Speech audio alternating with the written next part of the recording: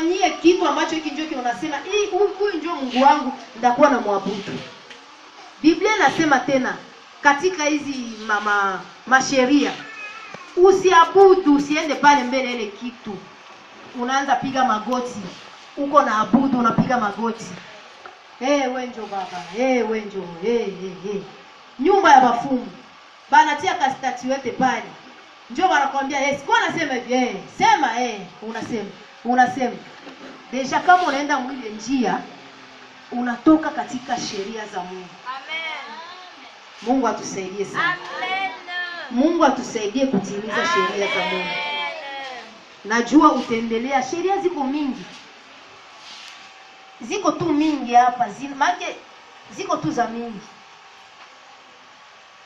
Anasema yeye ni Mungu wa wivu. Wakati unaabudu kile kitu pale, yeye deja wivu inakuya. Mungu atusaidie sana. Amina. Najua utaendelesha nyumbani. Tunaenda kukua ingine. Tutajifunza juu ya wema wa Mungu. Wema wa Mungu. Wema wa Mungu tunaikutana katika kitabu ya Genèse,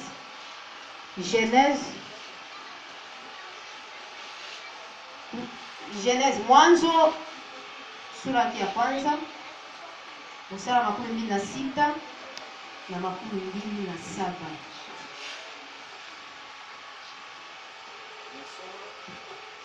Mwanzo mstari wa sura ya kwanza mstari wa 16 hadi 27. Tunasoma katika jina la Yesu. Amen. Mwanzo 1:16. Mungu akafanya mianga miwili mikubwa. Mwanzo sura yake ya kwanza mstari wa 26 27. 26. Tunasoma Mwanzo sura yake ya kwanza na mstari wake wa 26-27. Mungu akasema, na tumfanye mtu kwa mfano wetu, kwa sura yetu, wakatawale samaki wa baharini na ndege wa angani na wanyama na nchi yote pia na kila chenye kutambaa kitambaacho juu ya nchi. Mungu akaumba mtu kwa mfano wake, kwa mfano wa Mungu alimuumba mwanadamu. Alimuumba mwanamume na mwanamke aliwaumba. Amen. Amen. Jina la Bwana libarikiwe. Hapa tunaona wema wa Mungu. Mungu ni mwema, Mungu ni wa ajabu, iko na upendo usiopungua. Jina la Bwana libarikiwe. Amen. Mungu aliumba kila kitu. Alianza kuumba manyota, mamwezi, manyama. Akatengeneza kila kitu. Akaamua kumuumba mwanadamu kwa mwisho. Yaani alimuumba mwanadamu 6e jour, 5e jour akapumzika. Jina la Bwana libarikiwe. Mungu akasema tumfanye mtu kwa mfano wetu. Pale kwenye huko mfano wa Mungu. Amen. Yaani ukitaka uone Mungu, jiangalie. Ukitaka uone Mungu, angalia mwenzako. Amen. Utaona uzuri wa Mungu. Unaangalia tu kisa alimtia Frère Jean-Claude pale makiki, macho yake, angalia mmandevu akamtia mmandevu. Ukiangalia tu vile, unaona uzuri. Unaangalia Ange pale, angalia kisa anavala kalinete. Anachekaka. Yaani ukitaka uone uzuri wa Mungu, angalia tu mwanadamu. Jina la Bwana libarikiwe. Angalia tu mwanadamu kisa alimtengeneza. Akasema nimufanye huyu mtu kwa mfano wake. Lakini mwanadamu, japokuwa Mungu alimfanya kwa mfano wake, akamtengeneza vizuri, mwanadamu hakutosheka. Aliacha wema wa Mungu, akaenda katika maovu. Mungu atusaidie sana. Amen. Akaacha wema wa Mungu, akaenda katika maovu. Angalia uzuri, angalia depense yenye Mungu alifanya. Angalia, Mungu akamwambia wewe ndio utatawala hivi vitu vyote. Biblia inasema pia Mungu akupanaka jina ya kuku. Kuku ndio tunaita kuku. Mwanadamu ndio alipanaka ile jina. Unaona ile uweza na mamlaka yenye Mungu alipatia kwa mwanadamu. Lakini mwanadamu akaiona haiko kitu, akaenda katika uovu. Sisi ambao tunapatikana hapa leo, napenda uone wema wa Mungu mu maisha yako ili usiendee uovu. Kwa sababu ukiendea uovu, Bwana atakuharibu. Mungu atusaidie sana. Mungu ni mzuri. Lazima tuone wema wa Mungu. Lazima tuone uzuri wa Mungu. Amen. Utakuwa mahali pale unasema no. Mama pastor iko nasema uovu. Sasa uovu ulitokaka wapi? Uovu ulitokaka wapi? Uovu iko nafasi kwenye kutoka. Na uovu iko na mwenye alianzisha. Amen. Uovu iko na nafasi kwenye kutoka na iko na mwenye alianzisha hayo. Hatuwezi kuongea tu uovu na tujue wapi ilitoka, nani alileta. Amen. Amen. Jina la Bwana libarikiwe. Amen. Nilamshie Pamela. Amen. Amen. Amen. Uovu, mwenye alileta uovu ni Lucifero. Amen. Lucifero ndio alileta uovu. Lucifero aliumbiwa kama jinsi mimi niliumbia, wewe uliumbiwa. Lucifero naye ni kiumbe. Ni kiumbe ambacho kenye Mungu alitengeneza. Jina la Bwana libarikiwe. Yes. Lucifero ndio baba wa uovu wote. Uovu wote ni unaona hapa chini ya jua. Lucifero. Wengine watajiuliza Lucifero ni nani? Maana yake ni Lucifero maana yake nyota ya asubuhi. Yes. Amen. Nyota ya asubuhi. Huyu nyota ya asubuhi ni nani kwa leo? Nyota ya asubuhi ni Shetani. Jina yake kwa Shetani. Baada ya kutenda uovu ndio alipata jina ya Shetani. Amen. Amina. Tutakwenda kusoma katika kitabu cha Ezekiel. Ezekiel chapitre 28. Chapitre 28, verset 12.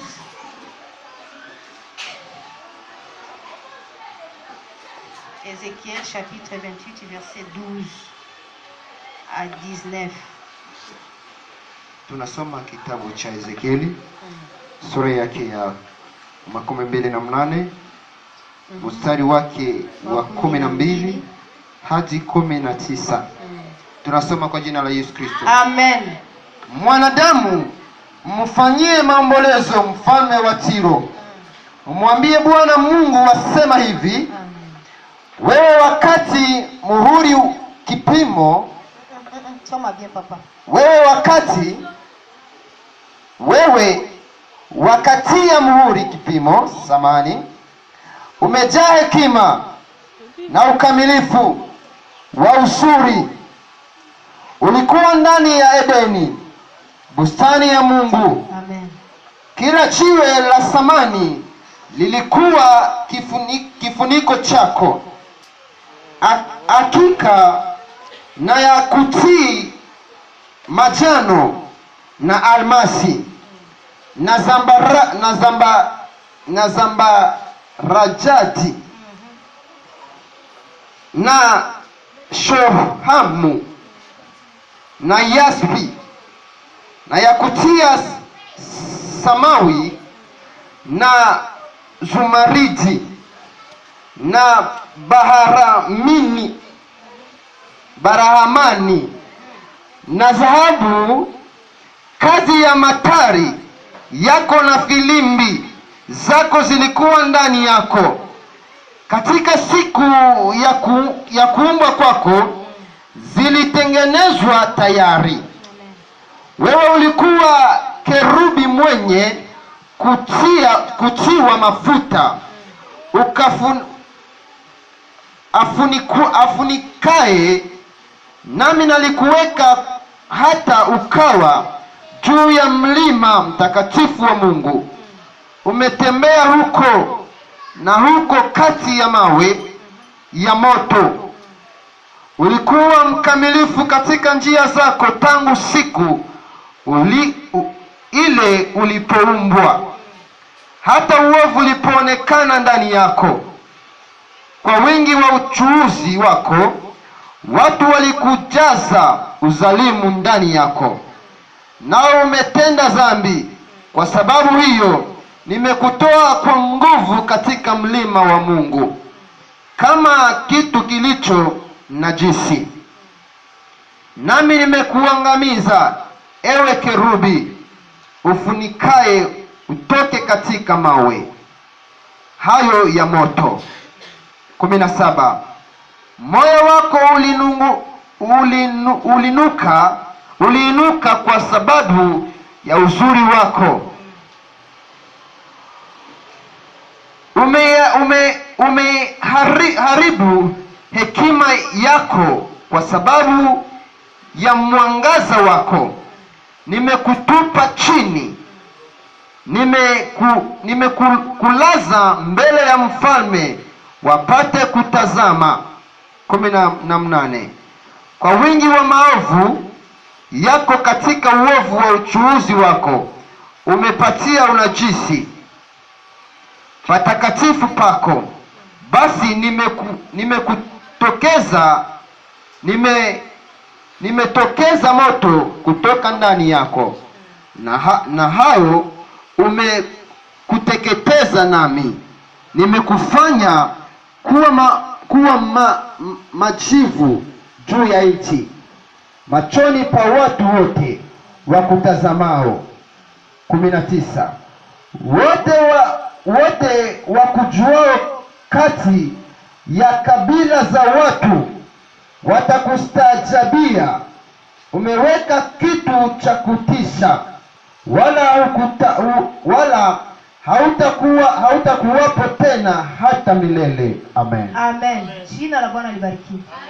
Huyu mwenye Biblia kunazungumzia hapa ni Lucifero. Lucifero aliumbwa kama jinsi wewe uliumbwa. Mungu akatia Adamu katika shamba la Edeni, akamtayarishia kila kitu maana mwanadamu asihangaikaki. Lucifero naye Mungu alimuumba, akamtayarishia yeye ile majiwe yenye Frere alikuwa anasoma pale. Ni majiwe ya samani. Majiwe yenye kwa mbinguni, majiwe ya samani. Ma pierre précieuse. Majiwe ya samani. Ile ni majina ya majiwe ya mbinguni. Zimwa ziko hapa duniani na zingine haziko. Amen. Sasa hizo majiwe hizo ndio zilikuwa zinafinika Lucifero. Wewe pima tu kwanza mtu mwenye anavala oro. Anavala tu oro hapo kushingo tu. Wala anavala oro tu hapa. Angalia gisi oro inakuwa inangara kulisikio, angalia gisi oro inakuwa inangara hapa kupoitrine. Sasa fikiria gisi Mungu alimtengeneza Lucifero. Yeye wote alikuwa anafinikiwa na zile majiwe. Hapana oro tu.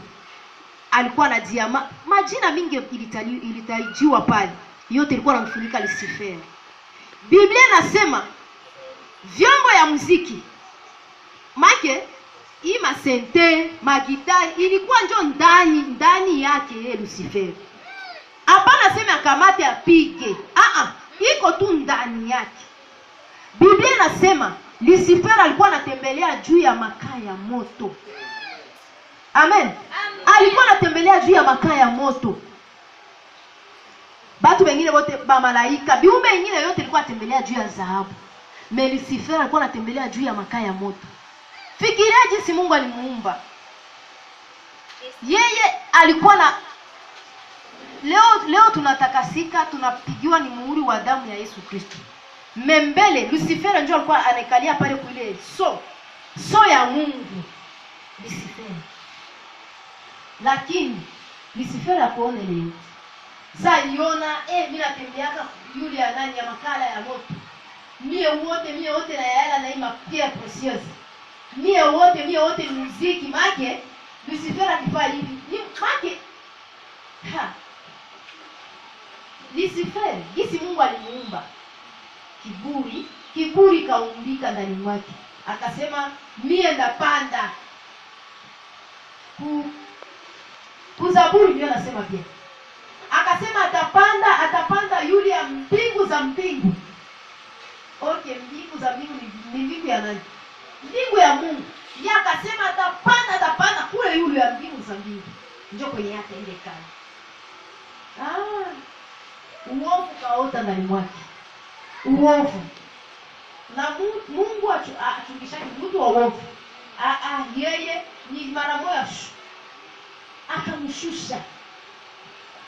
Yeye alifikiria, mimi nashangaa. Mungu ndiye alikuumba. Wewe uko kiumbe. Utajipimanisha na muumbaji yeye. Tu utakuwa sawa na muumbaji.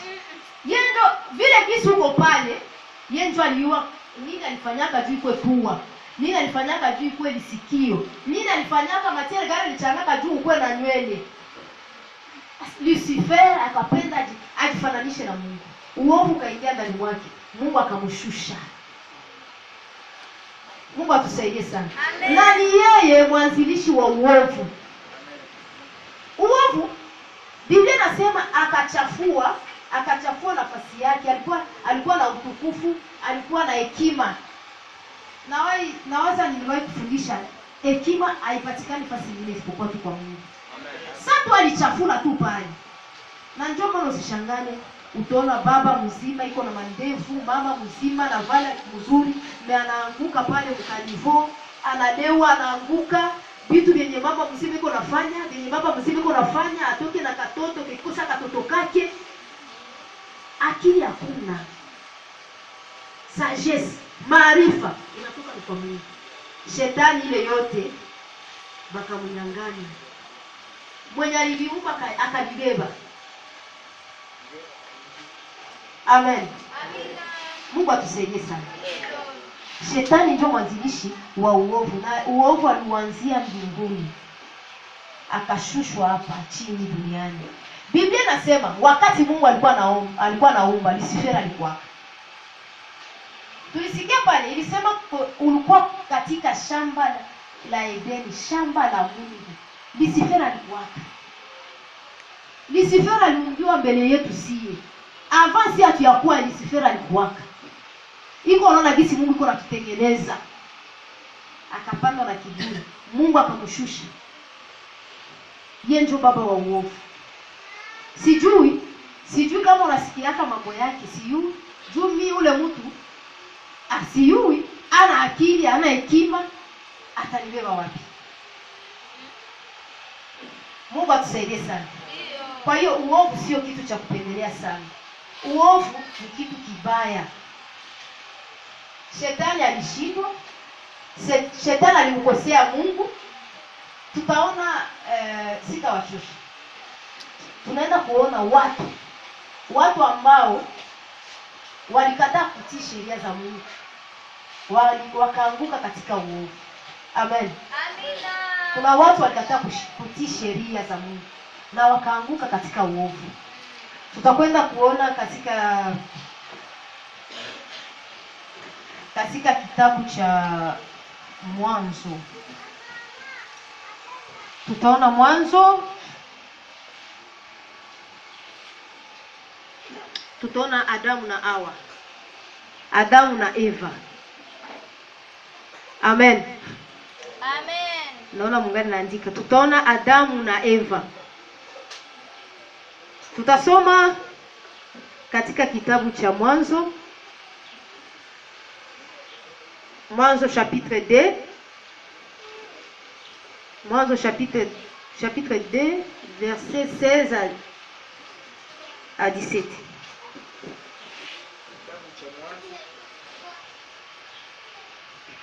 Kitabu cha Mwanzo sura 2 mstari wake wa 16 na 17.